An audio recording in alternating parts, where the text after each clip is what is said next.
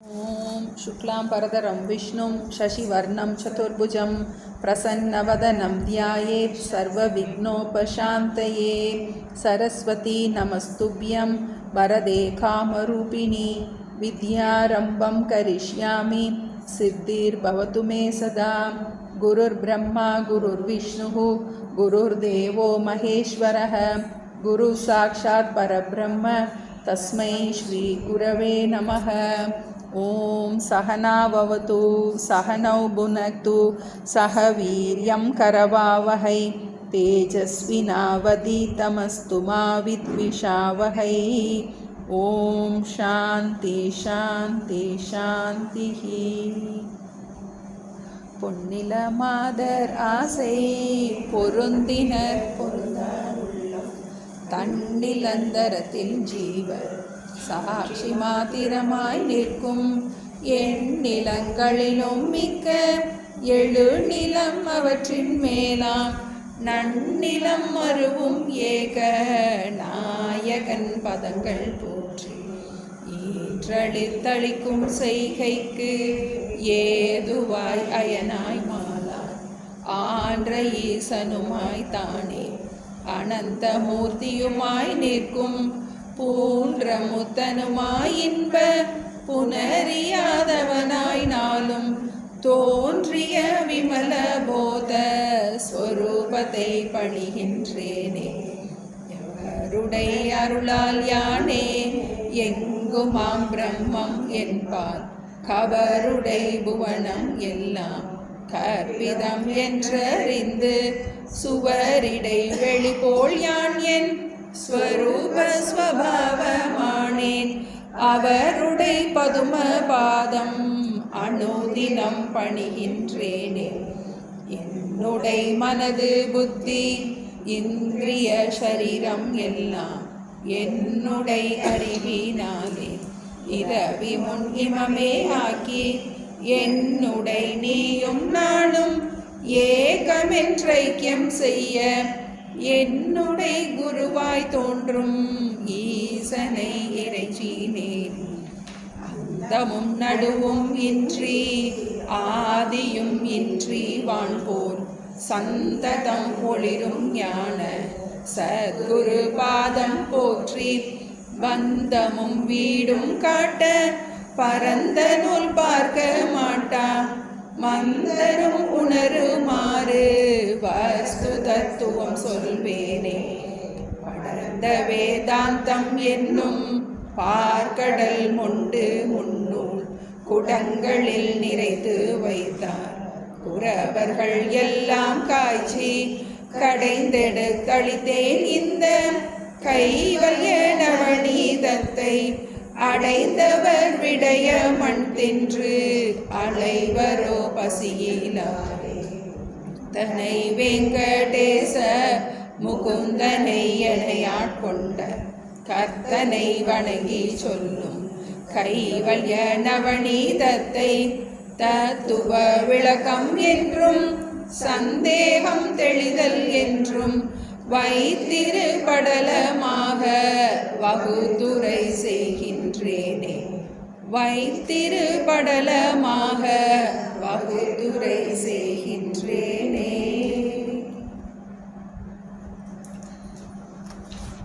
தத்துவ விளக்கப்படலம் 36வது பாட்டு. ஈசனுமாய் அருவாய் உருவாகி எழுந்தருளும் குருவே ஈசனும் ஞானியும் ஒப்பென்றீரே. எப்படி ஒப்பென்றால் ஈசனும் ஞானியும் மமதை அகந்தை இகந்ததினால் ஒப்பாம். ஈசனுமாம் பல ஜீவருமாம் உலகெல்லாம் இவனாமே. எல்லா ஜீவரும் இவனாம் என்றே இவன்தான் முக்தி அடைந்து எல்லா ஜீவரும் முக்தி பெறாமல் இருப்பான் ஏனையா. எல்லா ஜீவரும் வெவ்வேறானால் இவன் எல்லாம் அலனே. எல்லா பொருளும் உரைத்தருள் குருவே, இதை நீர் மொழியீரே. அகம் எனும் ஆன்மா பூரணம் ஏகம், அநேகவிதம் ஜீவன். அகம் எனும் அந்த கரண உபாதிகள் அளவில்லை ஆதலினால் ஜகம் முழுதும் கூலி சந்திரன் ஏகம். ஜல சந்திரர் பலராம் ஜகமதில் ஏறி குளம் சிறு குழிசால் சட்டி குடம் பலவாம். சட்டி குடங்களில் ஒன்று நசித்திடின் அதனுள் ஜல சந்திரன் முதல் சந்திரனோடு கூடும். ஒளிந்தவை கூடாவே கட்டும் உபாதி நசித்திடு ஜீவன். காரண ஆன்மாவில் கிட்டும் ஐக்கியம் உபாதி கெடாதவர் கேவலம் ஆகாரே. இவன் அயன்மால் சிவன் ஆகிய ஈசரோடு எப்படி ஒப்பாவன். சிவன் முதல் மூவரும் அகில சிருஷ்டி ஸ்திதிநாசங்கள் செய்வார். அவர் பிறர் மதிகளும் முக்காலங்களும் அறிவார் விபுவாவார். தவமிகு குருவே, இவனுக்கு அவனில் ஓர் சற்றும் காணேனே. தடத்திலே நிலாதிரி ஒளி உபயமும் தழுவும் ஊர்தனை காக்கும். குடத்து நீர் விளக்கினில் ஒளி இரண்டும் ஓர் குடும்பம் மாத்திரம் காக்கும். அடுத்த மைந்தனே ஞானியும் ஈசனும் அறிவினால் பிரிவில்லை. கெடுத்த மாயையின் குணங்களால் மேலென்றும் கீழென்றும் பிரிவாமே. நரரில் மன்னரை சித்தரை போலவே நாரணன் முதலான சுரர்கள் மாயை வல்லவர் அணிமாதிகள் ஒக்க மாதவம் மிக்கோர் தரணி மானுடற்கு அவைகள் இல்லாமையால் தாழ்குள ஆனாலும் பிரம பாவனையால் இவர் அவர் என்னும் வேதம் ஒன்றில்லை பாராய். இவர் அவர் என்னும் வேதம் ஒன்றில்லை பாராய். முக்தி நல்கிய சத்குருவே பல முனிகள் களிமாதி சித்தி பூமியில் கண்டிருக்கவும் அந்த செல்வம் ஈசனதென்று புத்தி ஒத்திட உரைத்தருள் என்றிடில் புகழும் ஈசனை நோக்கி பக்தி செய்திடும் தவத்தினால் யோகத்தால் பழித்ததென்றறிவாயே. சிவஸ்வரூபமாம் தேசிக மூர்த்தியே சித்தி முக்தி இரண்டும் அடைகுவர் எனில் அவர்கள் போல் சகலரும் அடைவாரே. அவர்கள் பூர்வம் சித்தியும் ஞானமும் அடைந்ததும் கண்டோமே. இவர்கள் ஞானிகள் என்றில் சித்திகள் இவர்கில்லா வகையேதோ.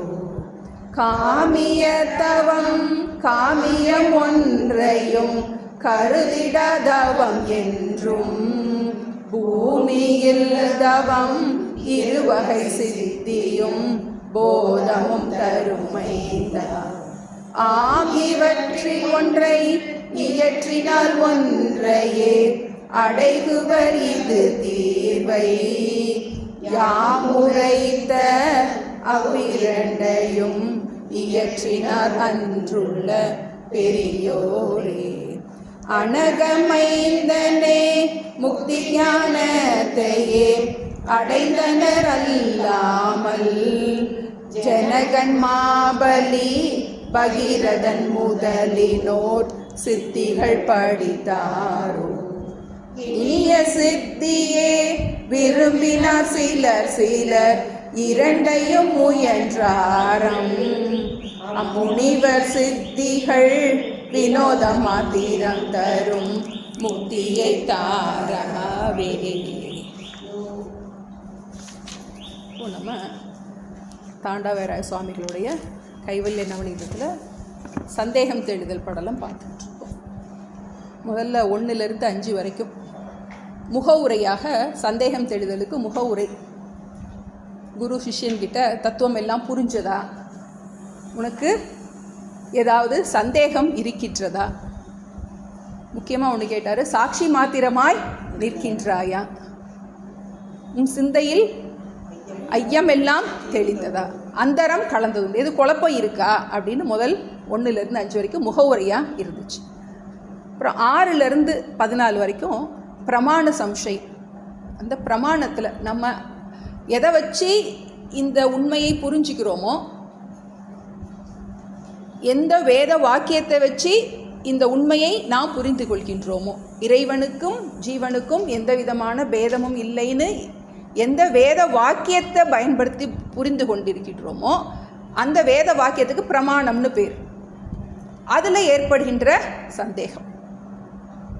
வேதத்தில் 2 விதமான வாக்கியம் கொடுக்கப்பட்டிருக்கு. அந்த மெய்ப்பொருள் மனதிற்கு எட்டும்னு சொல்லப்பட்டிருக்கு, எட்டாதுன்னு சொல்லப்பட்டிருக்கு.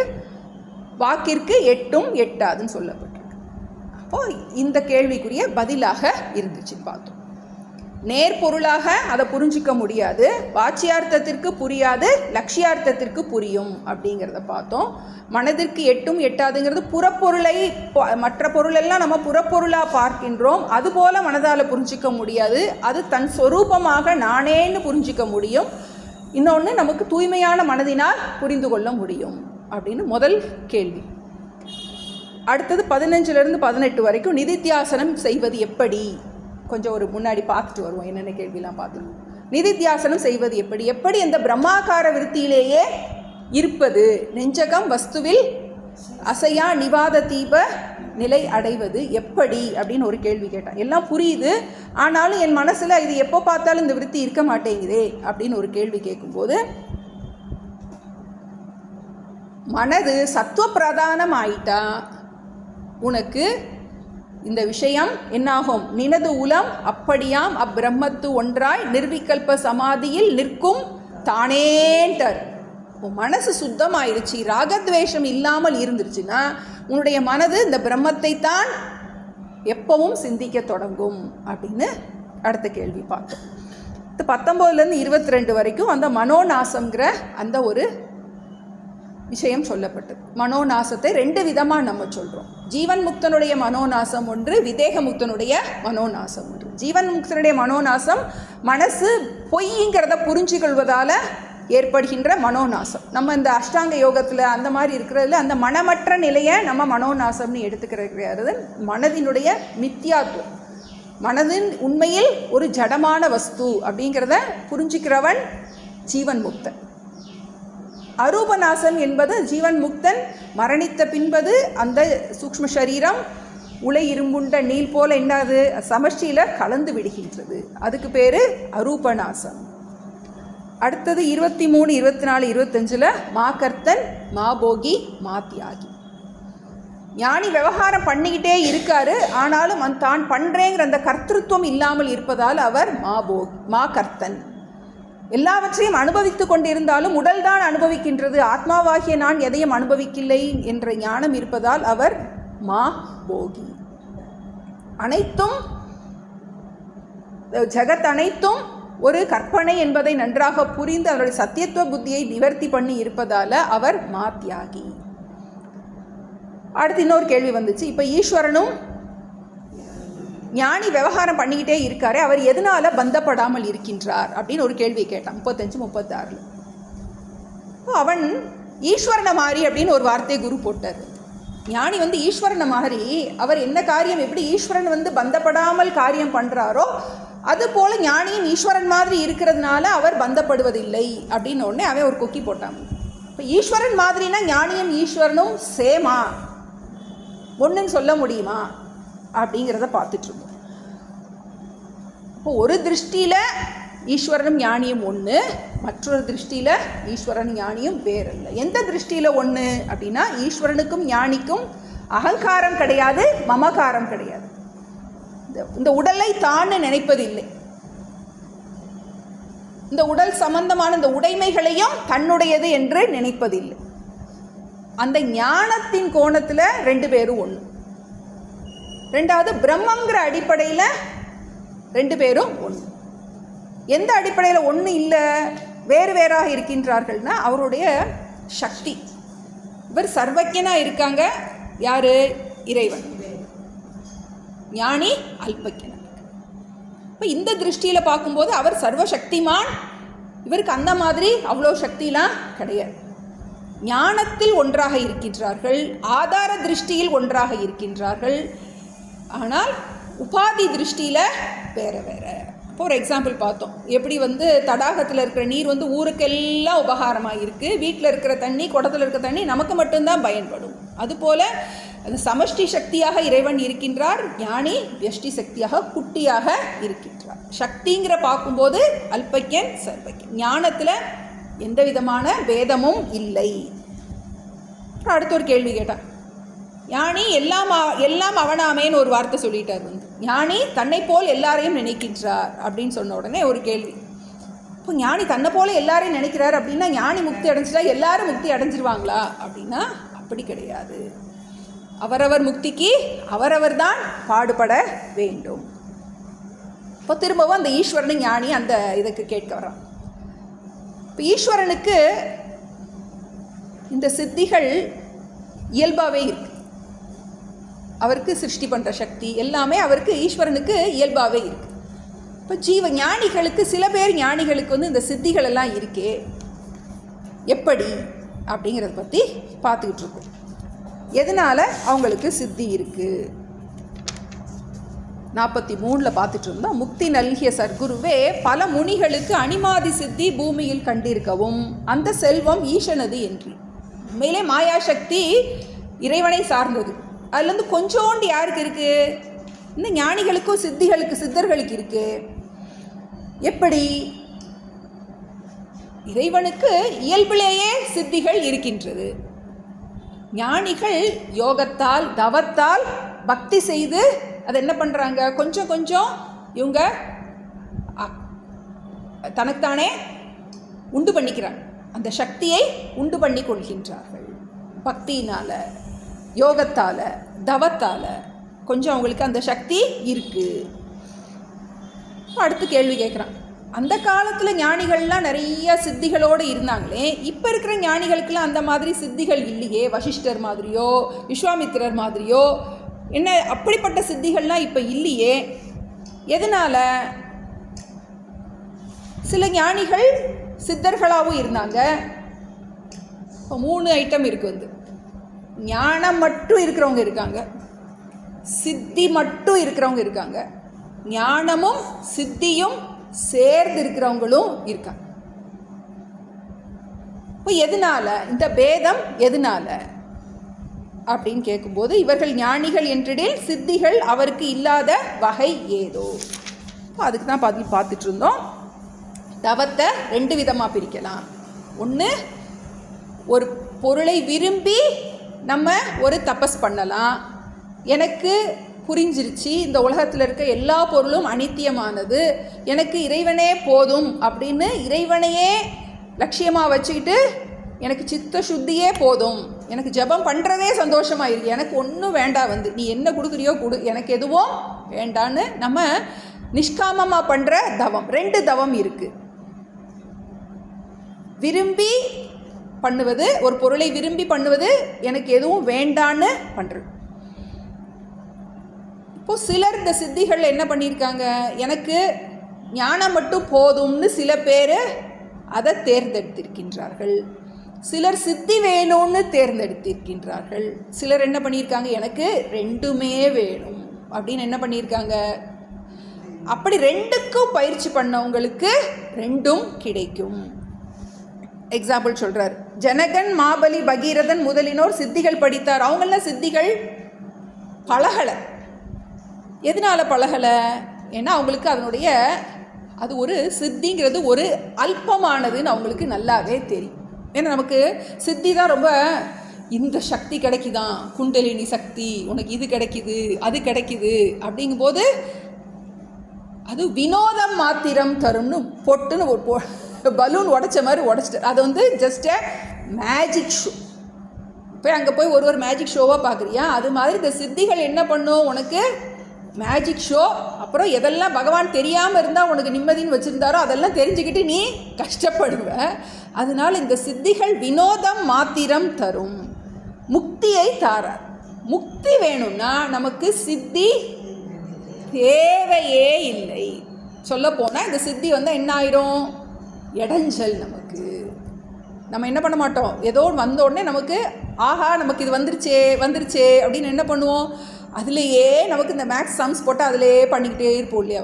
அது ஒரு அடிக்ஷன் ஆகி அது என்ன ஆயிரும், நம்மளையே இந்த இது பட்டுப்புழு என்ன பண்ணுமா, கூடு கட்டும்போது வாசல் வைக்காமல் கூடு கட்டிடும். அதனால் என்ன பண்ணோம், வெளியே வர தெரியாது. அதே மாதிரி இந்த சித்திலாம் என்னதுன்னா, நம்ம உள்ளே போயிட்டோம் அப்படின்னா நமக்கு வந்த வேலை மறந்து போய்விடும். நம்ம எதுக்காக பிறந்திருக்கோம், வேண்டுங்கால் வேண்டும் பிறவாமைன்னு சொல்லியிருக்கார். வேண்டுங்கால் வேண்டும் சித்தின்னு சொல்லலை.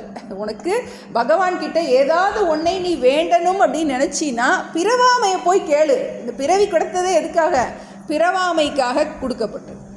அப்போ இந்த சித்திகள் என்ன பண்ணும், வினோதம் மாத்திரம் தரும்.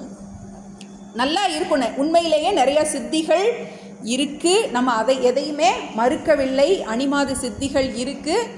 ஆனால் அது உனக்கு உன்னுடைய லட்சியத்தை என்ன பண்ணிடும், டீவியேட் பண்ணிடும்.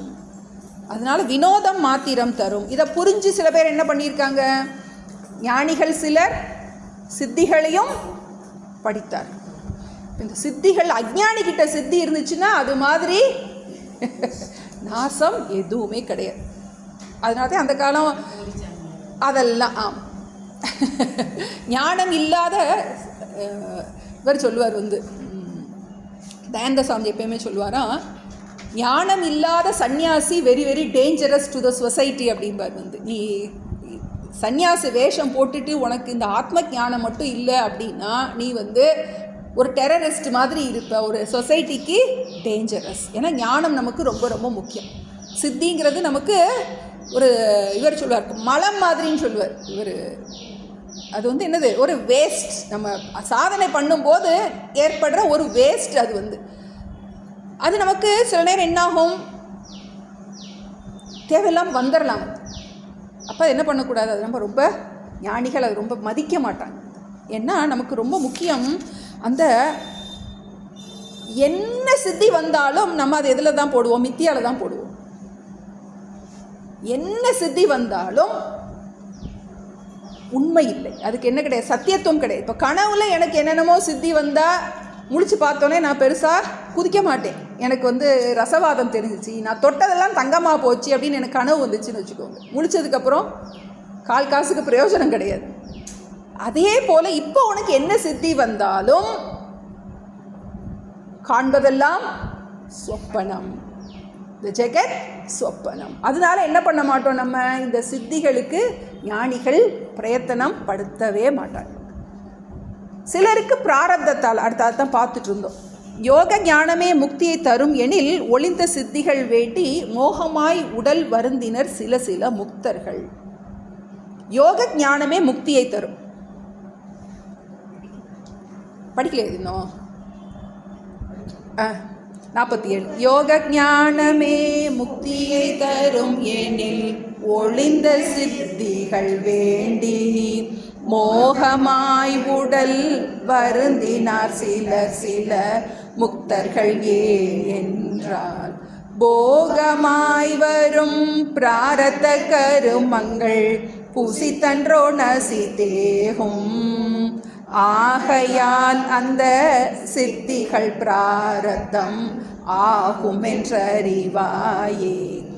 யோக ஞானமே முக்தியை தரும் எனில் ஒளிந்த சித்திகள் வேண்டி மோகமாய் உடல் வருந்தினார் சில முக்தர்கள் என்றால் போகமாய் வரும் பிராரத்த கருமங்கள் புசித்தன்றோ நசித்தேகும்.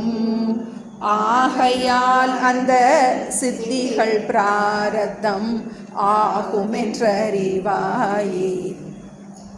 யோக ஞானமே முக்தியை தரும். இதை மாற்றி படிக்கணும். ஞான யோகமே முக்தியை தரும். ஞானத்தினால்தான் முக்தி. எந்த ஞானம்? ஜீவ பிரம்ம ஐக்கியம். இந்த ஜீவன் பிரம்மமே, இந்த உடலுக்கு வேறான அந்த மெய்ப்பொருள் தத்துவம்தான் உண்மை என்ற ஞானத்தினால் மட்டும்தான் முக்தி கிடைக்கும். முக்தினா நமக்கு ஜீவன் முக்தி அண்ட் விதேக முக்தி. வாழும்போது நம்ம நிம்மதியாக இருக்க போகிறோம், வாழ்ந்த முடித்த பிறகு மீண்டும் பிறக்க போவது இல்லை. அப்போது ஞானந்தான் முக்தியை தரும்னா எதுக்காக இவங்க சித்திகளை பழகினார்கள்? சித்தர்கள் சொல்கிறேன். சித்தர் வழிபாடு நம்ம ரொம்ப, ஏன்னா நமக்கு ஏதோ உடல்னால சரியில்லை, ஏன்னா சித்தர்களுக்கு அந்த அனுகிரகம் பண்ணுற சக்தி உண்டு. அதனால தான் சித்தர்களோட ஜீவ சமாதிக்கெலாம் போய் பிரார்த்தனை பண்ணால் நமக்கு நினச்சது நடக்கும். இந்த மாதிரிலாம் நமக்கு நம்பிக்கை இருக்குது. உண்மைதான் அது. அது நமக்கு அதிஷ்டானத்தில் போய் நம்ம பிரார்த்தனை பண்ணுறோம். அப்போ அந்த இடத்துலலாம் அவ்வளோ ஒரு சக்தி இருக்குது. ஆனால் சித்தினால மோட்சம் கிடையாது அப்படின்னா எதுக்காக அவங்களாம் சித்தி பழகுனாங்க? மோகமாய் உடல் வருந்தினார். உடலை வருத்தி, என்ன சித்தி வரனா சாதாரண விஷயம் கிடையாது. பயங்கரமாக என்ன பண்ணணும், அதுக்காக தபஸ் பண்ணணும். தபஸ் பண்ணி இந்த பிறவியில் கிடைக்கலன்னா அடுத்த பிறவியில் வந்து சேர்ந்துடலாம். ஏன்னா சித்தி வெரி வெரி டேஞ்சரஸ். இந்த பிறவியில் இல்லை கிடைக்காம போகலாம், அடுத்த பிறவியில் என்ன அவங்க பிறக்கும் போதே சித்தர்களாக பிறக்கிறவங்களாம் நம்ம பார்க்குறோம். சித்திகள் கைவந்தவங்களெல்லாம் நாம் பார்க்குறோம். மோகமாய் உடல் வருந்தினார், அறியாமை காரணமாக. எதுக்காக இவங்கள்ட்ட ஞானம் இருக்கே, எதுக்காக அஞ்ஞானி மாதிரி இவங்க சித்திகள் பழகினார்கள்? சில முக்தர்கள் ஞானிகள். ஏன் என்றால் போகமாய் வரும் பிராரத்த கர்மங்கள் புசித்தன்றோ நசித்து ஏகும். போகமாய் வரும் பிராரத்த கர்மங்கள் நம்ம அனுபவித்துத்தான் தீர வேண்டும்ங்கிற பிராரப்தம் இருக்குது அப்படின்னா அவங்க போன ஜென்மாலே பழகி இருந்திருப்பாங்க. அப்போ இந்த ஜென்மால என்ன ஆயிருக்கும்? அந்த சித்தியும் ஞானமும் சேர்ந்து அவங்களுக்கு கைவந்து இருக்கலாம். போகமாய் வரும் பிராரப்த கர்மங்கள் புசித்து அன்றோ நசித்து ஏகும். புசித்துனா அனுபவித்துத்தான். நமக்கு என்ன கர்மாவோடு நம்ம பிறந்திருக்கோமோ, இப்போ நமக்கு பிறக்கும் போதே நம்ம என்ன அஸ்ட்ராலஜிக்கல் சார்ட் போடுறாங்க, அதை அப்படியே ஒரு ஃபோட்டோ எடுத்த மாதிரி எடுத்துருமா, இதுதான் நீ அப்படின்னு. உன்னுடைய கர்மா எதெல்லாம் இருக்கோ அது என்னாகும்? அதை அனுபவித்துத்தான் தீர வேண்டும். ஆகையால் அந்த சித்திகள் பிராரப்தம் என்று அறிவாய். அதனால அவங்களுக்கு வந்த சித்திகள் அவங்களுடைய கர்மாவிலேயே இருக்குது. அதனால அவங்க இப்போ ஒன்றும் அதுக்காக என்ன பண்ணல, பிரயத்தனம் படவில்லை. ஏன்னா நமக்கு இந்த ஜீவ பிரம்ம ஐக்கியம்தான் நமக்கு ரொம்ப தாத்பரியம். ஜெகத் மித்யான்னு சொல்லும்போது எல்லா சித்தியும் மித்யா. இப்போ ஞானிகள் சில நேரம் சித்தர்களாக இருக்கும்போது அவங்களால அதை என்ன பண்ண முடியும், அதை ஹேண்டில் பண்ண முடியும். இப்போ நம்மளால் ஒரு ஆட்டம் பாமை ஹேண்டில் பண்ண தெரியாது. ஒரு ரிவால்வர் இருக்குது, ஒரு AK-47 இருக்குது. அதுக்கு ட்ரெயின் ஆனவங்களால் என்ன பண்ண முடியும், அதை ஹேண்டில் பண்ண முடியும். நம்மளால் என்ன பண்ண முடியாது, ஹேண்டில் பண்ண முடியாது. ஞானிகளுக்கு சித்தி இருக்கும்போது அவங்களால என்ன பண்ண முடியும், அதை ஹேண்டில் பண்ண முடியும். அதுக்காக நீ இந்த சித்திக்கு எல்லாத்தையும் ஆகையால் அந்த சித்திகள் பிராரப்தம் ஆகும் என்று அறிவாயே. அந்த முனிவர்களுடைய சித்திகள், ஞானிகளோட சித்திகள் அவங்களுடைய பிராரப்த கர்மாவிலேயே இருக்கின்றது. இந்த மாதிரி அவங்கெல்லாம் பண்ணணுங்கிறது அவங்களுடைய கர்மாவிலேயே இருக்கு. நிறைய சித்தர்கள் நம்ம பார்க்குறோம், நிறைய பெரிய பெரிய மகான்கள் பார்க்குறோம். நம்ம அவங்களால அமிர்தானந்தமயி, ரவிசங்கர் அவங்களாம் பார்க்குறோம். அவங்களுக்குலாம் நிறைய சித்திகள் இருக்குது. ஏன்னா அவங்களால என்ன பண்ணுவோம், இந்த மாதிரி சித்தர்களும் ஞானிகளும் சித்தியும் ஞானமும் சேர்ந்து இருக்கின்ற மகான்கள் நமக்கு ரொம்ப தேவை. அவங்க தான் என்ன பண்ணிகிட்டு இருக்காங்க, நமக்கு அந்த தாமசமான மக்கள் எல்லாத்தையும் இழுத்துட்டு வர்றதுக்கு அவங்களுக்கு தேவை. இப்போது அவங்களுடைய சித்திகளுக்கு காரணம் பிராரப்தம் என்று அறிவாயே. அவனுக்கு ரொம்ப குரு கேள்விகள்லாம் பதில் சொன்னோடனே குருவை ஸ்தோத்திரம் பண்ணுறான். 48 இலக்கமாயிரம் சுருதியால் ஊகத்தால் என் மனம் அசையாமல் பெலக்க வேண்டும் என்று அருள் குருவே அகபிராந்தி போய் தெளிவானேன். துலக்கமான கண்ணாடியை அடிக்கடி துளக்கினால் பழுதன்றே அளக்கன் மாற்றிய தேவரிர் என குறை அமிர்தங்கள் தேவிட்டாவே. இலக்கம் 1000 ஸ்ருதியால் ஊகத்தால் என் மனம் அசையாமல் பெலக்க வேண்டும் என்று அருள் குருவே அகபிராந்தி போய் தெளிவானே. துலக்கமான கண்ணாடியை அடிக்கடி துலக்கினால் பழுதன்றே அளக்கன் மாற்றிய தேவரி என குறை அமிர்தங்கள் தேவிட்டாவே. குருவை அப்படி புகழ்றான், அவனுடைய ஸ்ரத்தையவும் நன்றியவும் அப்படி வெளிப்படுத்துறான். இலக்கம் 1000 ஸ்ருதியால் ஊகத்தால் என் மனம் அசையாமல் பெலக்க வேண்டும் என்று அருள் குருவே. அந்த குருவுக்கு பெரிய ஒரு அடைமொழி. என்ன பண்ணுறாரு, ஏன்னா நமக்கு எப்போ நன்றி வரும் அப்படின்னா, கிடைக்க வேண்டியது கிடைச்சா தான் நமக்கு நன்றி வரும். கிடைக்க வேண்டியது கிடைக்கலன்னா நன்றி வராது. இப்போ இவனுக்கு அந்த பிரயோஜனம் கிடைச்சிருக்கு. என்ன கிடைச்சிருக்கு, அகபிராந்தி போய் தெளிவு ஆனேன். இதுதான் முக்கியமான பிரயோஜனம். பிராண்டின்னா என்ன, மயக்கம். பிராண்டிங்கிறது சம்ஸ்கிருத வார்த்தை. பிராந்தினா மயக்கம். அறிவில் மயக்கத்துக்கு பேர், அறிவில் ஏற்படும் மயக்கத்துக்கு பேர் பிராந்தி. என்ன பிராந்தி போச்சு இப்போ இவனுக்கு, உடல் நான் என்னும் பிராந்தி. உடல் நான் என்னும் பிராந்தி, ஜகத் உண்மை என்னும் பிராந்தி. இந்த ஜகத்து, இந்த உலகம் உண்மை, நான் இந்த உடம்பு, நான் கர்த்தா, நான் செயல் புரிபவனாக இருக்கின்றேன், நான் போக்தா, நான் செயலின் விளைவுகளை அனுபவிப்பவனாக இருக்கின்றேன். 5வது, இறைவனுக்கும் எனக்கும் வேறுபாடு உள்ளது. ஒரு அம்சத்தில் வேறுபாடு இருக்குன்னு சொல்கிறோம், ஆனால் வேறுபாடு இல்லாத ஒரு அம்சமும் இருக்குது. இதெல்லாம் புரிஞ்சவன் தான் ஞானி. இருந்துச்சுன்னா நமக்கு அகபிராந்தி இருக்குன்னு அர்த்தம். இப்போ உடல் நான் என்று நினைப்பது, இந்த ஜெகத் உண்மை என்று நினைப்பது, என்னை கர்த்தாவாக நினைப்பது, என்னை போக்தாவாக நினைப்பது, இறைவனுக்கும் எனக்கும் வேறுபாடு உள்ளது என்று நினைப்பது. இறைவனுக்கும் நமக்கும் வேறுபாடு உண்டுன்னு தான் நம்ம தொடங்குறோம். அப்புறம் என்ன பண்ணுறோம், ஜீவனார் என்ன சிவனார் என்ன வேறில்லை. ஜீவனார் சிவனாரை அறிந்திலார். முதல்ல ஜீவனுக்கு என்ன, சிவனை பற்றி தெரியலை. ஜீவனார் சிவனாரை அறிந்த பின் ஜீவனார் சிவனார் ஆயிட்டிருப்பரே. ஜீவனார் சிவனார் ஆயிட்டு. சிவனுக்கும் ஜீவனுக்கும் பேதம் இல்லை. ஜீவ ஆத்மா பரம ஆத்மான்னு முதல்ல என்ன பண்ணுறோம், 2 ஆத்மா இருக்குதுன்னு சொல்கிறோம். அப்புறம் என்ன பண்ணுறோம், அந்த ஜீவனையும் பரத்தை விட்டுட்டு 2க்குள்ளேயும் இருக்கிறது என்னது, ஒரே ஆத்மா தான். இந்த குடத்துக்குள்ளேயும் ஒரே ஆகாசம்தான் இருக்குது, கெட்டிடத்துக்குள்ளேயும் ஒரே ஆகாசம்தான் இருக்குது, கெட்டிடத்துக்கு வெளியவும் அதே ஆகாசம்தான். அதே போல் இந்த உருவக்கடவுளுக்கு ஆதாரமாக இருப்பதும் உருவமாகிய எனக்கு ஆதாரமாக இருப்பதும் அந்த மெய்ப்பொருள் தத்துவம். இந்த பிராந்தி போச்சு. நமக்கு கிடைக்க வேண்டியது கிடைச்சிருச்சே அப்படின்னு என்ன பண்ணுறான், ஒரே சந்தோஷம். எப்படி சொல்லி கொடுக்குறாரு அப்படின்னா, 1000 ஸ்ருதியால், இலக்கம் 1000, இலக்கம்னா எண்ணிக்கை, ஆயிரக்கணக்கான ஸ்ருதி, ஸ்ருதினா வேத மந்திரங்கள், இதுதான் நமக்கு பிரமாணம். இப்போ நம்ம எதை வச்சு நம்ம சொல்கிறோம், உலகம் உண்மையில் இல்லவே இல்லைன்னு நம்ம எப்படி சொல்கிறோம், முதல்ல ஸ்ருதி தான் நமக்கு சொல்லுது. அதான் என்ன பண்ண, டைரக்ஷன் கொடுக்குது, மேப்பு, இப்படி போ அப்படி போன்னு.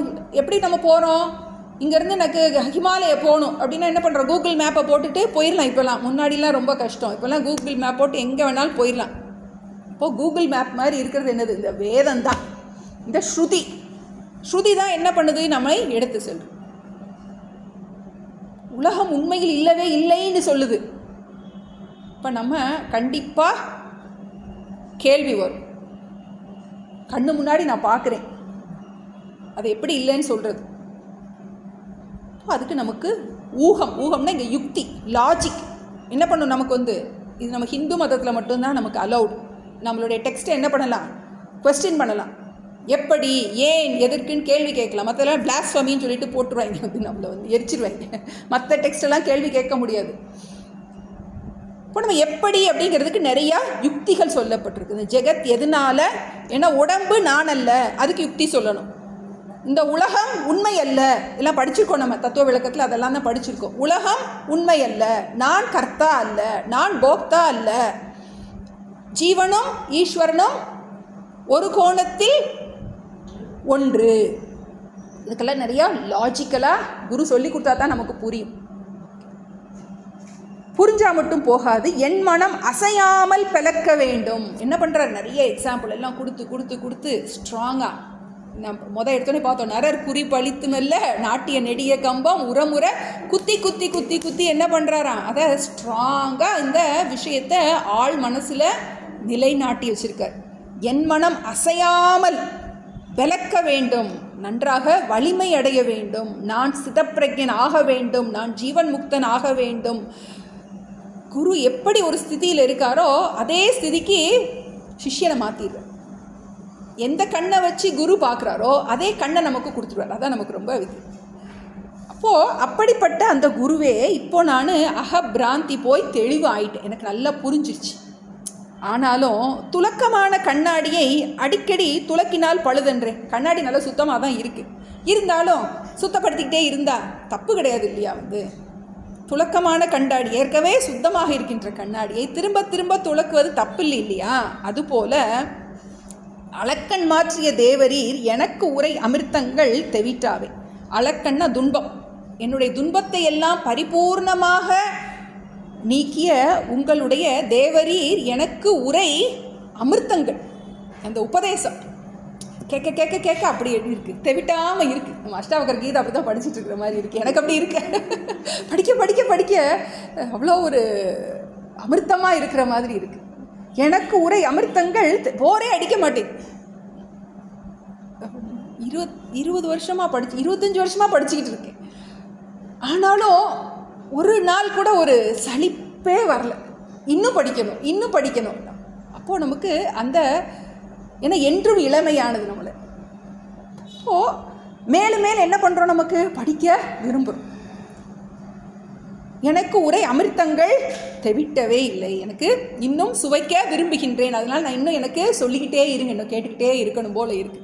சுவைக்குது அப்படின்னா நமக்கு புண்ணிய வேலை பார்க்குதுன்னு அர்த்தம், நன்றாக புரிஞ்சிருக்குன்னு அர்த்தம். எப்படா கிளாஸ் வரும், எப்படா கிளாஸ் கேட்கலாம் அப்படின்னு நம்ம நினச்சோன்னா நமக்கு இதில் ருச்சி வந்துருச்சு, புண்ணியம் வேலை செய்ய தொடங்கிடுச்சு அப்படின்னு குரு கிட்ட சொல்கிறோம். இப்போ இதில் நமக்கு 2 விஷயம் என்னென்னா, சிஷ்யன் குரு கிட்ட என்ன கேள்வினாலும் கேட்கலாம் அப்படின்னு சாஸ்திரம் அனுபவிக்கின்றது. குதர்க்கமாக கேட்கக்கூடாது, பக்தியோட பணிவோட ஸ்ரத்தையோட என்ன கேள்வினாலும் கேட்கலாங்கிறத அனுமதிக்கின்றது. அதே மாதிரி குருவும் சிஷ்யனுடைய கேள்விகளுக்கெல்லாம் பொறுமையாக அவன் புரிகிறது வரைக்கும், அவனை எப்படியாவது புரிய வைக்கிறது வரைக்கும், அவனுக்கு நிஷ்டை கொடுக்கறது வரைக்கும் பதில் சொல்கிறதுக்கு அவரும் கடமைப்பட்டு அப்படித்தான் இருந்திருக்காங்க. நம்முடைய குருமார்கள்லாம் எப்போவும் ஆல்வேஸ் அவைலபிள். ஏன்னா நம்ம அப்படின்னா சொல்லுவோம், teaching it is not a profession அப்படிம்போம். Teaching is not a profession. Teacher is not a நமக்கு ப்ரொஃபஷன் கிடையாது. Teaching it is not a profession. அப்படின்னு தயானந்த சுவாமி சொல்லுவாங்க. ஏன் அப்படின்னா, இப்போ அம்மாவாக இருக்கும், அப்பாவாக இருக்கும், அதெல்லாம் ப்ரொஃபஷன் கிடையாது. It is a relation. It is a relation. அம்மா வந்து 24 மணி நேரம் அம்மா தான். அப்பா ப்ரொஃபஷன்னா கொஞ்சம் நேரம் மட்டும் 9 to 5 ஜாப் கிடையாது. அது அதே மாதிரி குருங்கிறது இட் இஸ் அ ரிலேஷன். நமக்கு ஒரு எப்படி ஒரு ஒரு உறவு நமக்கு. அதனால தான் நமக்கு குரு பிரம்மா, குரு தெய்வத்தோடு நம்ம வந்து சொல்கிறோம். ஸோ அதனால் அப்படிப்பட்ட குருவே எனக்கு என்ன பண்ணணும், இன்னும் நீங்கள் சொல்லணும். நான் இன்னும் நிறையா கேள்வி கேட்குறேன், எனக்கு விட்டுட்டு போக மனசு இல்லை அப்படின்னு என்ன பண்ணுறான், திரும்ப அடுத்த கேள்விக்கு வர்றான். ஏன்னா ஏற்கனவே ஒரு போனதில் ஒரு வார்த்தை கொடுத்துட்டார். போகமாய் வரும் பிராரப்த கர்மங்கள் புசித்தன்றோ நசித்தேகம்னு ஒரு வார்த்தை கொடுத்துட்டான், குரு கொடுத்துருக்கார். அப்போது அந்த பிராரப்த கர்மம் அனுபவிச்சு தானே தீரணும் அப்படிங்கிறத மையமாக வச்சு அடுத்து ஒரு கேள்வி.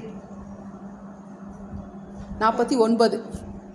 கைத்தவங்களை சாத்திரம் சொல்லுமோ கருணையால் ஏனை ஆளும் ஐயனே குருவே எவராகிலும் அனுபவித்தால் அன்றி செய்த கர்மங்கள் விடா என்ற வசனமும் ஜென்ம சஞ்சிதம் வேவ துய்ய ஞான என்ற வசனமும் துணிவதப்படி நானே கைத்தவங்களை சாத்திரம் சொல்லுமோ கருணையால் என்னை ஆளும் ஐயனே குருவே எவராகிலும் அனுபவித்தால் அன்றி செய்த கர்மங்கள் விடா என்ற வசனமும் ஜென்ம சஞ்சிதம் வேவ துய்ய ஞான தீச்சுடும் என்ற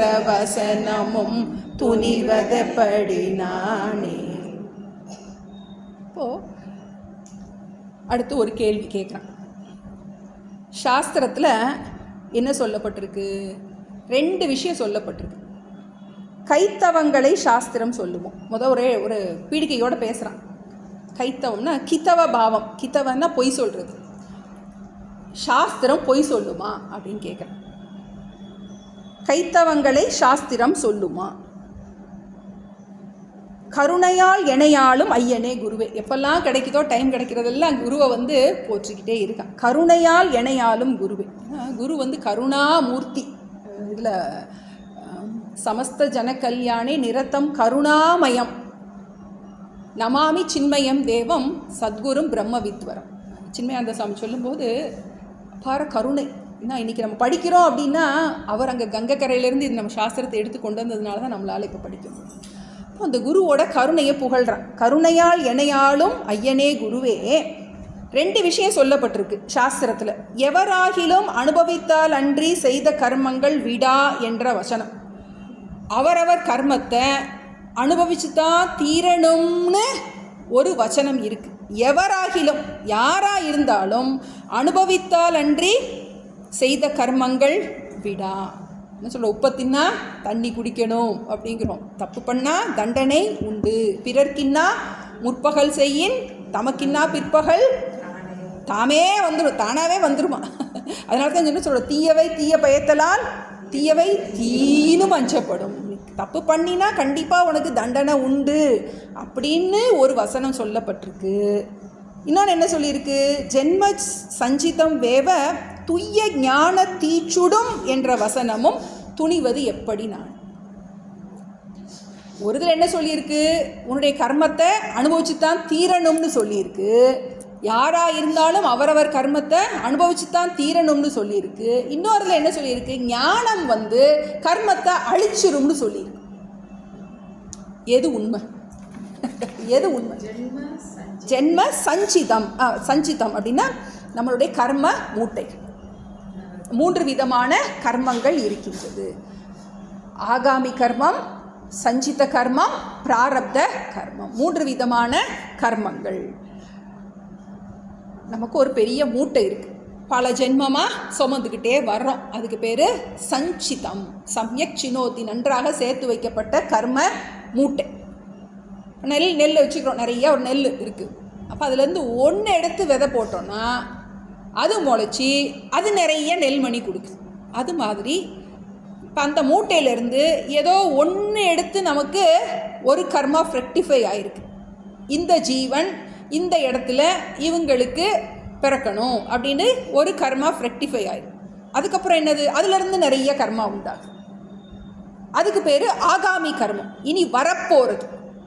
இந்த 3 விதமான கர்மங்கள் இருக்கின்றது.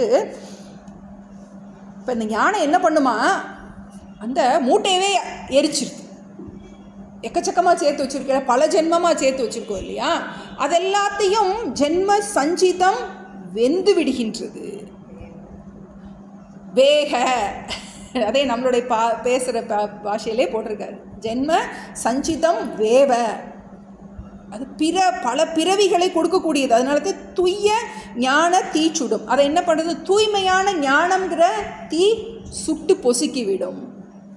நம்ம சாஸ்திரத்தில் படிக்கிறோம், ஞானாக்னி தக்த கர்மானம், எல்லா கர்மத்தையும் அழித்து விடும். எந்த ஞானம்? ஜீவ பிரம்ம ஐக்ஞ ஞானம். எந்த பிராந்திலாம் போயிருக்குன்னு சொன்னா இல்லையா, அந்த 5 ஞானமும் என்ன பண்ணுது, நமக்கு எல்லா கர்மத்தையும் அழித்து விடும்னு 2 அனுபவிச்சு தான் தீரணும்னு ஒரு வசனம் இருக்கு. அனுபவித்து ஞானத்தினால் அழியுங்கிற வசனம் இருக்கு. சின்ன வயசுலேயே படிச்சிருப்போம், வால்மீகி கதை படிச்சிருப்போம். அவர் ஒரு வேடனாக இருக்கார். என்ன பண்ணுறாரு, நிறைய கொலைகாரனா எல்லா இடத்துலையும் கொலை பண்ணிக்கிட்டு அந்த மாதிரி இருக்கார், ரத்னாகர் அப்படின்னு. அப்புறம் நாரதர் வந்து கேட்குறார், இப்படிலாம் பண்ணுறியே, இந்த பாவமெல்லாம் உனக்கு சும்மா விடாது அப்படின்னு சொன்ன உடனே, இல்லை என்ன கூட பிறந்தவங்கள எல்லோரும் இருக்காங்க, அவங்கள என்கிட்ட நல்லதெல்லாம் அனுபவிச்சவங்க எல்லோரும் என் பாவத்தையும் சேர்த்து பங்கு போட்டுக்கிடுவாங்கன்னு. யாரும் பாவத்தில் பங்கு போட மாட்டாங்க, போய் கேட்டுட்டு வாங்குறாரு. அதில் அவருக்கு ஞான தெளிவு வந்து அவர் பெரிய மகரிஷி ஆகிறார். யாரும் என்ன பண்ண முடியாது, பாவத்தில் பங்கெல்லாம் கிடையாது. அப்போ அவரவர் பாவத்தை அவரவர் தான் தீர்த்து கொள்ள வேண்டும்ங்கிற வசனம் இருக்குது. ஞானம் எல்லா கர்மத்தையும் அழித்து விடுங்கிற வசனம் இருக்குது. இப்போ இதில் எப்படி இந்த வசனம் துணிவது, எப்படி இதை நான் எப்படி புரிந்து கொள்வது? சாஸ்திரம் கண்டிப்பாக பொய் சொல்லாது, அதான் கேட்குறேன். சாஸ்திரம் பொய் சொல்லுமா அப்படின்னு கேட்குறேன். இப்போ நம்ம எப்படி எடுத்துக்கணும், சாஸ்திரம் பொய் சொல்லாது அல்லவா, இதை நான் எப்படி புரிந்து கொள்வது? இல்லை 2ல் ஏதாவது ஒன்று தானே உண்மையாக இருக்க முடியும், 2 உண்மை இருக்க முடியாது. ஏதோ ஒன்று உண்மையாக இருக்கணும், எது ஒன்று பொய்யாக இருக்கணும். அப்போ எனக்கு இதை தெளிவாக புரிய வைக்க வேண்டும். ஜீவபேதங்கள் அளவில்லை மைந்தனே, செய்கையும் அளவில்லை. ஆவ ஆம் அவரவர் அதிகாரங்கள் அறிந்து பக்குவம் நோக்கி, பூ அலர்ந்து பின் பழங்கள் காட்டுவன போல் பூர்வம் சித்தாந்தம். காவல் வேதங்கள் 2ஐயும் வசனிக்கும் காண்டமுவகையாலே.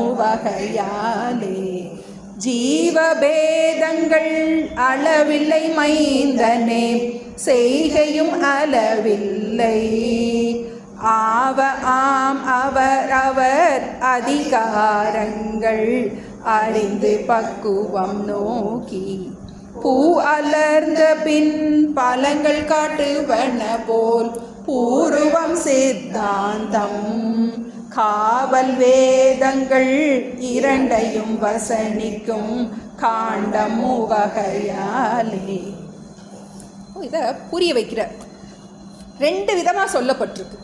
அப்போ அவர் சொல்கிறாரு, ஜீவ பேதங்கள் அளவில்லை மைந்தனே, சிஷ்யனே.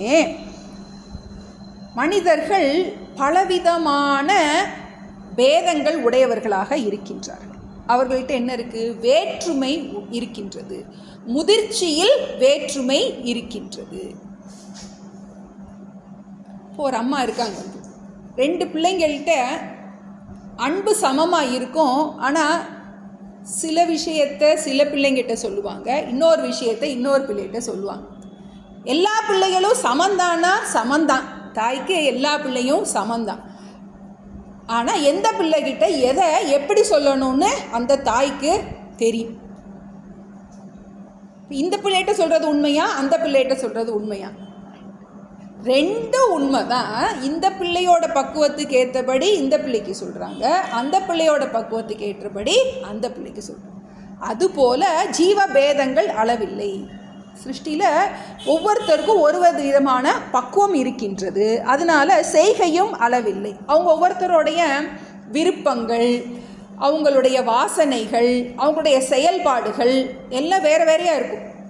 நம்ம வீட்டிலே பார்க்கலாம், 4 பிள்ளைங்க இருந்தால் 4 ஒன்றாவே இருக்காது. ஒன்று எப்படி இருக்கும், வேறு வேறு மாதிரி இருக்கும். அப்போது அதுபோல் எனவே அவரவர் அதிகாரங்கள் அறிந்து, அவங்கவுங்களுடைய தகுதியை அறிந்து, அவங்களுடைய பக்குவத்திற்கு ஏற்றது போல என்ன பண்ணுது, பக்குவம் நோக்கி அவங்களுடைய பக்குவத்தை அறிந்து என்ன பண்ணுது, இந்த வேதத்தில் 2 பகுதி இருக்குது. முதல் பகுதிக்கு பேர் கர்மகாண்டம், 2வது பகுதி பேர் ஞான காண்டம். முதல் பகுதிக்கு வேத பூர்வம், 2வது பகுதிக்கு வேத அந்தம். முதல் பகுதி என்ன பண்ணுது, நிறையா ஆசைப்படுன்னு சொல்லுது. நிறையா ஆசைப்படு, ஆனால் அந்த ஆசை எல்லாத்தையும் நிறைவேற்றுறதுக்கு நான் உனக்கு வழி சொல்லி கொடுக்குறேன்னு சொல்லுது. நிறைய ஆசைப்படு, உன்னுடைய ஆசைகள் எல்லாத்தையும் நிறைவேற்றுறதுக்கு நான் நிறைய வழி சொல்லி கொடுக்குறேன். பூஜைகள், சடங்குகள், வழிபாடுகள், ஸ்தோத்திரங்கள், பாராயணங்கள் எல்லாம் நம்ம இப்போ வேத பூர்வத்தில் நிறைய ஹோமங்கள் இருக்குது. நம்ம இதை ரிச்சுவல்ஸுன்னு நம்ம சாமானியமாக எடுத்துகிட்ருக்கோம். இதெல்லாம் என்னது, ரிலீஜியஸ் ப்ராக்டிசஸ். அதெல்லாம் நமக்கு வழி சொல்லி கொடுக்குது. நிறைய ஆசைப்படு, தப்பே கிடையாது. நிறைய குழந்தை வேணும், நிறைய பணம் வேணும், நிறைய பேருக்கு தானம் பண்ணணும், எல்லாம் ஆசைப்படு, தப்பே கிடையாது. ஆனால் அது எல்லாத்தையும் தர்மமாக வச்சுக்கோ அப்படின்னு ஒரு கட்டு போடுது. தர்மமாக வச்சுக்கோன்னு கட்டு போடு.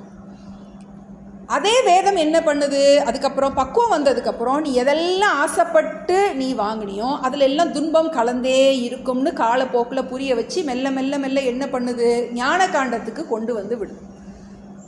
ஸோ முதல்ல ஒரு அதர்ம ஆசையோடு இருக்கிறவனை தர்ம ஆசைக்கு கொண்டு வந்து அவனை தர்மத்தில் கட்ட வச்சு அதுக்கப்புறம் அவனை ஆசையிலிருந்து முழுமையாக விடுவிப்பது தான் சாஸ்திரத்தின் நோக்கம். பூ அலர்ந்து பின் பழங்கள் காட்டுவன போல, முதல்ல என்ன பண்ணுது, பூ அப்புறம் பிஞ்சு அப்புறம் என்னது, பழுக்கு, காயாகி அப்புறம் பழுக்கு. அதுபோல் அந்த பக்குவத்தை வச்சு ஒருத்தனுடைய முதிர்ச்சிக்கு தக்கபடி என்ன பண்ணுது, வேதம் சொல்லி. நம்ம வீட்டில் புரோட்டா வாங்கி சாப்பிடுவோம். ஒரு 4 மாத பிள்ளை இருக்கும்போது அதுக்கு புரோட்டா கொடுக்க முடியுமா, கொடுக்கும். அப்போ அதனுடைய முதிர்ச்சிக்கு தக்கபடி தான் என்ன பண்ணணும், அதுக்கு உபதேசம் கொடுக்க முடியும். 2 உபதேசம் சொல்லியிருக்காரு. என்ன உபதேசம், கர்மத்தை அனுபவிச்சுத்தான் தீரணும்னு ஒன்று இருக்குது, ஞானத்தினால கர்மம் அழிந்து போகும் அப்படின்னு இருக்குது. பூ அலர்ந்து பின் பழங்கள் காட்டுவன போல பூர்வம் சித்தாந்தம், காவல் வேதங்கள். இந்த வேதத்தில் 2 அம்சம் இருக்குது. பூர்வம் சித்தாந்தம், பூர்வபக்ஷம் சித்தாந்தம்னு சொல்லுவோம். நிறைய கேள்விகள் இருக்கும். பூர்வபக்ஷம்னா இல்லை நிறையா கேள்விகள் இருக்கும். சித்தாந்தம்ங்கிறது நிர்ணயம், விசாரம் பண்ணி இதுதான் நிர்ணயம். வேதத்தில் இந்த மாதிரி நிறைய இருக்கும். காவல் வேதங்கள், வேதங்கள் நம் அனைவரையும் அதர்மம் செய்வதிலிருந்து காப்பாற்றுகின்ற வேதம். நம்மளை காக்குது, தப்பு பண்ணக்கூடாதுன்னு நம்மளை காப்பாற்றி தர்மத்துக்கு கொண்டு வருது. அப்புறம் அஜ்ஞானத்திலிருந்து நம்மை காப்பாற்றி ஞானத்திற்கு கொண்டு வரும். வேதத்தில் 2 விஷயந்தான், ஒன்று தர்மம், இன்னொன்று பிரம்மம். கர்மகாண்டம் ஃபுல்லாக முதல்ல என்னது, தர்மத்தையே சொல்லும். ஆசைப்படு, தர்மமாக ஆசைப்படு. ஆசைப்படுறது தப்பே இல்லை, ஆனால் அதை என்ன பண்ணுறோம், தர்மமாக ஆசைப்படு. அப்புறம் அடுத்து ஞான காண்டத்துக்கு வந்துட்டா ஆசையை விட்டு எப்படி பூர்ண அமைதியோடு இருப்பது. காவல் வேதங்கள் நம்மை நெறிப்படுத்தி நம்மை காவல் காக்கும். இந்த வேதங்கள் 2ஐயும் வசனிக்கும். 2 வசனத்தையும் சொல்லியிருக்கு. போகாதேவ க்ஷயக அப்படின்னு சொல்லப்பட்டிருக்கு. பிராரப்தம் அனுபவித்துத்தான் கழிக்க வேண்டும்னு சொல்லப்பட்டிருக்கு. ஞானாக்னி தக்த கர்மானம், ஞான அக்னி கர்மத்தை அழித்து விடும்னு 2ம் சொல்லப்பட்டிருக்கு. காண்டம் 3 வகையாலே 3 காண்டத்தில் சொல்லப்பட்டிருக்கு. 3 காண்டம்ங்கிறது இங்கே கர்மயோகம், உபாசன யோகம், ஞான யோகம். 3 நமக்கு தேவை. 3ஐயும் நம்ம படித்தா தான் நமக்கு இது முழுமையாக புரியும். இந்த 2 வசனம் நமக்கு புரியும்னா நமக்கு இந்த 3 காண்டம், கர்மகாண்டம், உபாசனா காண்டம், ஞான காண்டம். இப்போ முதல்ல நமக்கு ரொம்ப மனசில் இருக்க சோம்பல், உடலில் இருக்க சோம்பல் போகணும்னா கர்மயோகம் பண்ணணும். தமஸ் இருக்கும், காலங்காத்தால் தூங்கணும்னு இருக்கும். எல்லோரும் என்ன பண்ணிடுறீங்க, 6 மணிக்கு தூக்கத்தெல்லாம் விட்டுட்டு இங்கே வந்து என்ன பண்ணுறோம், உடலை எல்லாத்தையும் க்ளீன் பண்ணி, சாதாரண விஷயம் கிடையாது. இத்தனை வருஷமாக நீங்கள் எல்லாம் பண்ணிகிட்டு இருக்கிறது என்னது, தமசுலேருந்து ரஜஸுக்கு கொண்டு வரும், கர்மயோகம் பண்ணி அதுக்கப்புறம் என்ன பண்ணுறீங்க, பூஜை. தமசுலேருந்து ரஜஸுக்கு வந்ததுக்கப்புறம் உபாசனை, அதுக்கப்புறம் என்ன நடக்குது இங்கே, கிளாஸ். ரஜஸ்லேருந்து சத்துவம். அப்போது இந்த 3 காண்டம் இருக்குது நமக்கு, 3மே நமக்கு தேவை. ஏன்னா 3 குணமும் மாறி மாறி வந்துக்கிட்டே இருக்குது. எப்போல்லாம் சோம்பல் இருக்கோ அப்போல்லாம் நம்ம கர்மயோகத்துக்குள்ளே நம்மளை உள்ளே வந்துடணும். எப்போல்லாம் மைண்டு ரொம்ப விக்ஷேபமாக இருக்கோ அந்த சமயத்தில் என்ன பண்ணிடணும், புஸ்தகத்தை படிக்க முடியாது. அந்நேரம் என்ன பண்ணிடணும், தேவாரமோ திருவாசகமோ என்ன பண்ணுறோம், நம்ம உபாசனைகள் ஜபம் பண்ணலாம். அப்போது மனசை என்ன பண்ணுறோம், முதல்ல சோம்பலில் இருந்து உசுப்பி விட்டு அது கொஞ்சம் ஆக்டிவ் ஆகும்போது அதை கொஞ்சம் அமைதிப்படுத்துறதுக்கு உபாசனையை கொடுத்து அப்புறம் மனசு அமைதி அடைஞ்ச உடனே அதுக்கப்புறம் நம்ம இந்த பாடங்களை கைவல்ய நவநீதத்தை படிக்கணும். இப்போ இந்த 3மே நமக்கு சொல்லப்பட்டிருக்கின்றது அதிகாரிகளுக்கு தக்கபடி. அதுபோல் வேதத்தில் 2 பகுதி இருக்கின்றது, கர்மகாண்டம் இருக்குது, ஞான காண்டம் இருக்குது. இப்போது அடுத்ததில் முடிக்கிறார், இந்த டாப்பிக்கை முடிக்கிறார். ஆனபாவிகள் அப்படின்னா ஆனபாவிகள் அடைவன நரகங்கள் அவசியம் ஆனாலும் தான மந்திர விரத ஓமங்களால் தவிரும் என்பது பொய்யோ. ஈனமாம் பல ஜென்ம சஞ்சித வினை எத்தனை ஆனாலும் ஞானமாம் கணல் சுடும் என்ற மறைமொழி நம்பினாள் வீடுண்டே. ஆனபாவிகள் அடைவன நரகங்கள் அவசியம் ஆனாலும் தான மந்திர விரத ஓமங்களால் தவிரும் என்பது பொய்யோ. ஈனமாம் பல ஜென்ம சஞ்சித வினை எத்தனை ஆனாலும் ஞானமாம் கணல் சுடும் என்ற மறைமொழி நம்பினாள் வீடுண்டே. இப்போ அவனோட பாஷையிலே சொல்கிறார். கர்ம காண்டத்தில் என்ன சொல்லப்பட்டிருக்குன்னா, ஆன பாவிகள் அடைவன நரகங்கள். பாவம் செஞ்சா, தப்பு பண்ணினா கண்டிப்பாக தண்டனை உண்டு. அடைவன நரகங்கள் அவசியம் நரகத்தை அடைவார்கள். ஆனாலும் தான மந்திர விரத ஹோமங்களால் தவிரும் என்பது பொய்யோ. இல்லைன்னு போட்டுக்கிடணும், பொய் இல்லை. சாஸ்திரத்தில் பிராரப்தத்தை அனுபவித்து தான் தீரணும்னு சொல்லியிருக்கு. பாவம் செஞ்சால் அதுக்கு நரகம் உண்டுன்னு சொல்லப்பட்டிருக்கு. ஆனால் அந்த பாவத்தை நீ உணர்ந்து அதுக்கு நீ பிராயச்சித்தம் பண்ணின தானத்தினால, மந்திரத்தால், விரதங்களால், ஹோமங்களால் நீ பண்ணினா அந்த பாவத்தினுடைய தாக்கம் குறையும் கிடையாது, குறையலாம். அதுக்காக நம்ம நிறைய பாவமெல்லாம் பண்ணிட்டு அதுக்கப்புறம் தினம் யானி காணிச்ச பாப்பான்னு சொல்லி சுத்துற வந்து அப்படின்னா என்ன அர்த்தம், தினம் பாவம் செய்யலாங்கிறது அர்த்தம் கிடையாது. பாவம் செய்யாமல் இருக்கணுங்கிறத ஞாபகப்படுத்திக்கிறதுக்கு அப்படி எடுத்துக்கலாம் நமக்கு. இப்போது இதுக்கு ஒரு எக்ஸப்ஷன் கொடுக்கப்பட்டிருக்கு. தான மந்திர ஹோமங்களால் தவிரும் என்பது பொய் இல்லை. நம்ம போகிறோம், கங்கையில் போய் குளித்தா நமக்கு பாவம் போயிடும். இப்போ நமக்கு பாவம் பண்ணிட்டு கங்கையில் போய் குளிக்கலாம் அப்படிங்கிறது கிடையாது. நமக்கு விஸ்வாசம் இருக்குது. இந்த ஜென்மத்தில் நம்ம அறிஞ்சு செஞ்ச பாவத்துக்கு கண்டிப்பாக தண்டனை உண்டு. அறியாமல் எத்தனையோ பாவம் பண்ணியிருந்துருக்கலாம், பல ஜென்மத்தில் பண்ணியிருந்துருக்கலாம். அதெல்லாம் நமக்கு இந்த மாதிரி ஸ்நானம் பண்ணும்போது நமக்கு இந்த பாவத்திலிருந்து விடுதலை உண்டுன்னு நம்ம நம்புகிறோம். அது உண்மையும் கூட. அந்த நதிகளுக்கெல்லாம் அந்த அனுகிரக சக்தி, அந்த தேவதைகள், நம்மளை நதிகளெல்லாம் தேவதையாக நம்ம பூஜை பண்ணுறோம். இப்போ கங்கா மாதாவுக்கு நம்மளை புனிதப்படுத்தும் அந்த சக்தி இருக்குது, அறியாமல் செய்த பெருக்கி. அதுக்காக அறிஞ்சு செஞ்ச பிள்ளையெல்லாம் நம்ம சொல்லக்கூடாது. இப்போது என்பது உண்மைதான். தான மந்திர விரத ஹோமங்களால் தவிரும் என்பது பொய்யில்லை. அதே மாதிரி எப்படி சில பரிகாரங்கள் இருக்கின்றதோ அதுபோல் நீ புரிஞ்சிக்கோ, ஈனமாம் பல ஜென்ம சஞ்சித வினை எத்தனை ஆனாலும் உனக்கு பிறவியை கொடுக்கக்கூடிய அந்த தாழ்மையான அந்த சஞ்சித மூட்டைக்குள்ளே எவ்வளவு விதை இருந்தாலும் ஞானமாம் கடல் சுடும்.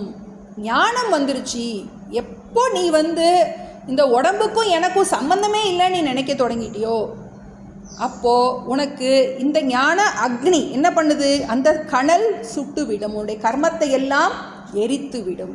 எப்போ நீ இந்த உடம்புக்கும் உனக்கும் சம்பந்தமே இல்லைன்னு புரிஞ்சுக்கிறியோ, நான் ஜீவன் இல்லைன்னு புரிஞ்சுக்கிறியோ, நான் அந்த மெய்ப்பொருள்னு புரிஞ்சுக்கிறியோ, அப்போவே என்ன ஆயிடுச்சு, உனக்கு அதுக்குள்ள இந்த பந்தம் விட்டு போயிடுச்சு.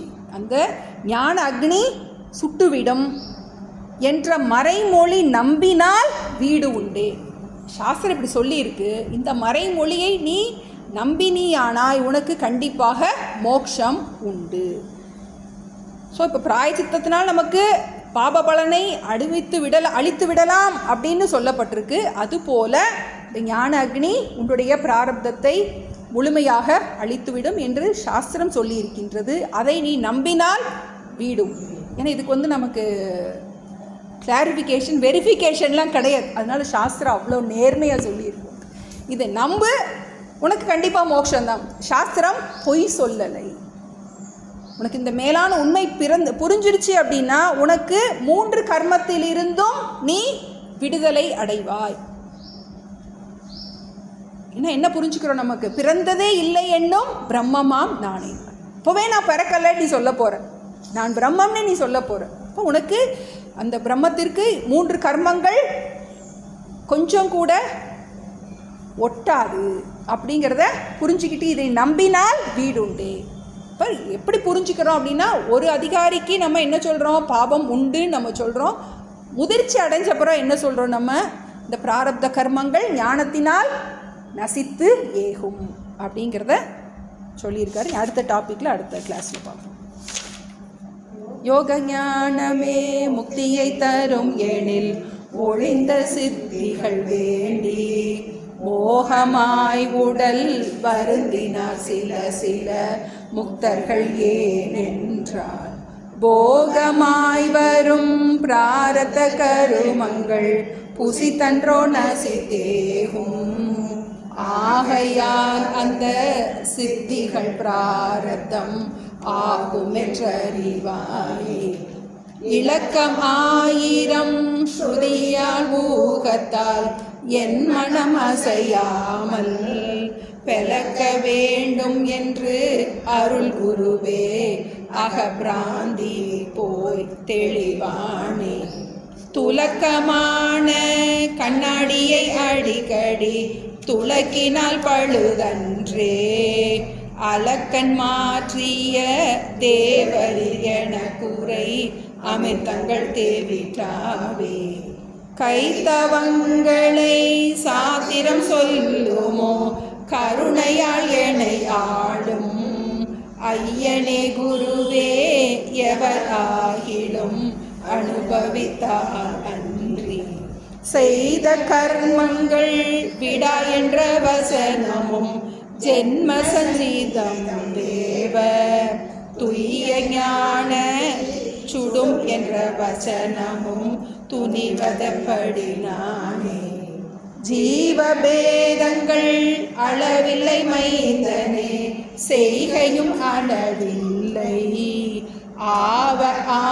அவரவர் அதிகாரங்கள் அறிந்து பக்குவம் நோக்கி. பூ அலர்ந்த பின் பழங்கள் காட்டுவன போல் பூர்வம் சித்தாந்தம். காவல் வேதங்கள் 2ஐயும் வசனிக்கும் காண்டமுவகையாலே. காவல் வேதங்கள் 2ஐயும் வசனிக்கும் காண்டமுவகையாலே. ஆன பாவிகள் அடைவன நரகங்கள் அவசியம்.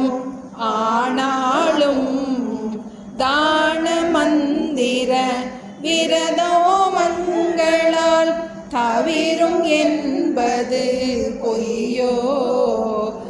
ஈன ஞானமாம் பல ஜென்ம சஞ்சித வினை எத்தனை ஆனாலும் ஞானமாம் கனல் சுடும் என்ற மறைமொழி நம்பினாள் வீடுண்டே. ஐயனே எனது உள்ளே நின்று அனந்த ஜென்மங்கள் ஆண்ட மெய்யனே உபதேசிக்க வெளிவந்த குருவே போற்றி.